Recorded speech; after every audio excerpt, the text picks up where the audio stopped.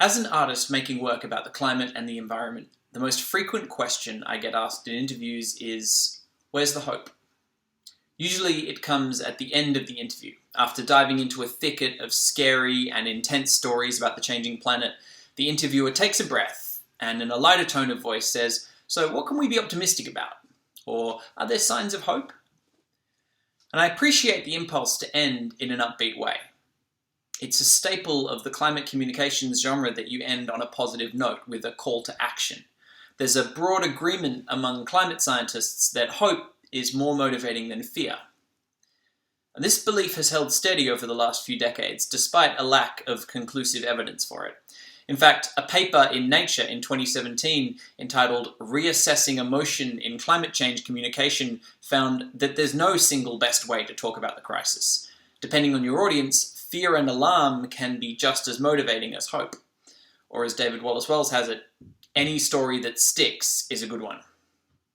And nevertheless, in any science lecture, theatre show, documentary, or essay, or interview about the climate, we expect to be told the bad news and then to close out with a cautiously optimistic finale, offering some suggestions for how we might turn things around.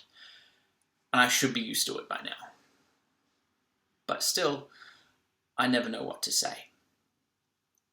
Sometimes I say, well, I feel optimistic when I focus my attention on the small and the local.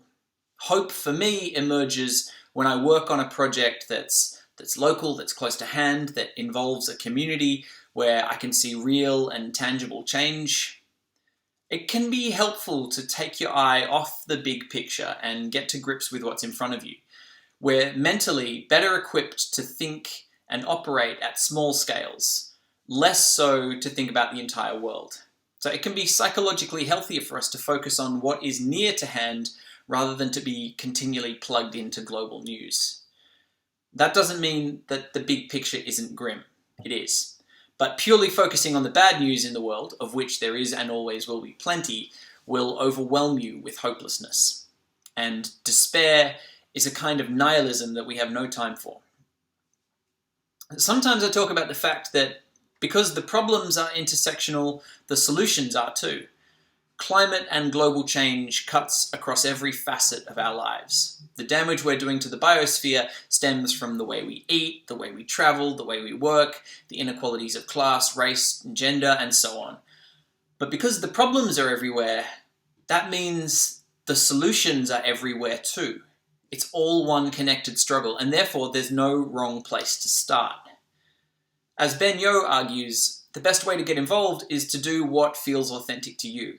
Maybe that means volunteering for a food bank, or donating to a charity teaching girls to read, or researching renewable energy solutions, or supporting Indigenous land rights, or agitating for your workplace to improve its carbon footprint.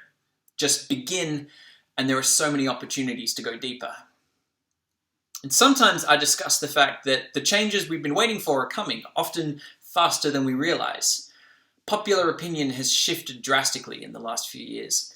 Extinction Rebellion, the Sunrise Movement, the school strikes, all emerged in the last 36 months. 30% of the European COVID stimulus passed this year is earmarked for climate initiatives. Joe Biden's 2020 climate plan is far more ambitious than even the most speculative US climate plan 4 years ago. In October, China made an ambitious declaration to be completely carbon neutral by 2060. We will address the problem.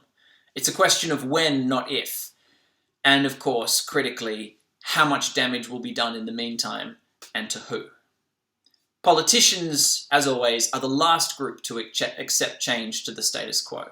And when we keep our eyes on the depressing spectacle of politics, we miss how much the ground has changed under our feet. So even if the solutions so far put forward are inadequate to deal with the scale of the problem, our global society is beginning the massive transformation that will be the story of this century. The problem is not that I don't have optimistic things to discuss or reasons to be hopeful. There's no shortage of ways to help or signs of progress in the struggle. The problem is that when people ask, where's the hope, or where's the call to action in these conversations, it doesn't seem to me that they're asking for a way to help. it seems like they're asking for something to make them feel better. Which is fair enough. The ongoing destruction of our planet's life support systems is frightening and disorienting. We shouldn't have to feel dread and anxiety about the future of our world. We have every right to whatever comfort and solace we can find. But the truth is, no one can make you feel better about the crisis except you. No one can give you hope. You have to find it yourself. And the way to find it, I believe, is to start helping. If you start taking action of any kind, of any scale, then you'll start to feel better. Jordan Prosser makes the distinction between being hopeful and being useful. The first follows the second. Feeling hopeful without having done anything meaningful to earn it is a transient feeling at best. So, when I'm doing an interview and my interlocutor asks the inevitable last question, I find myself wanting to not play along, to refuse to offer that glimmer of hope. Not because we don't need or deserve it, but because it's not real if someone else gives it to you. And maybe if we can stop ending every piece of climate communications with that token gesture to hope, we'll all be forced to search for it ourselves.